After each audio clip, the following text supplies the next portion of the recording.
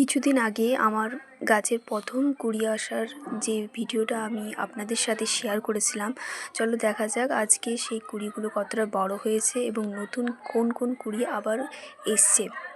এই গাছটাতেও আমি আপনাদেরকে দেখিয়েছিলাম কতগুলো কুড়ি এসছে বা কীরকম গ্রোথ আছে। অনেকের গাছে হয়তো এখনও পর্যন্ত কোনো কুড়ি আসেনি। তো সেটা নির্ভর করছে আপনি কীরকম মাটি তৈরি করেছেন বা আপনার ছাদ বাগান বা গাছে ৬-৭ ঘন্টা রোদ লাগছে নাকি।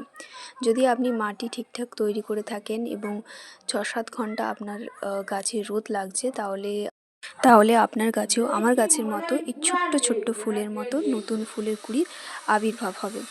এবার সবথেকে গুরুত্বপূর্ণ বিষয় হলো, অনেকে বলে যে কতটা জল রাখতে হবে। তো তোমরা দেখো, আমার গামলাতে আমি সাধারণত ভর্তি করেই জল রাখি, প্রত্যেকটা গামলাতেই আমি জল ভর্তি রাখি এবং চেষ্টা করবে জলটাকে সবসময় পরিষ্কার রাখার। কারণ দেখবে কিছুদিন পর পর গামলার জলে সাধারণত শ্যাওলা হয়ে যায়। এই শ্যাওলাকে পরিষ্কার করে রাখলে তাহলে আপনার গাছের গ্রোথটা খুব ভালো হবে।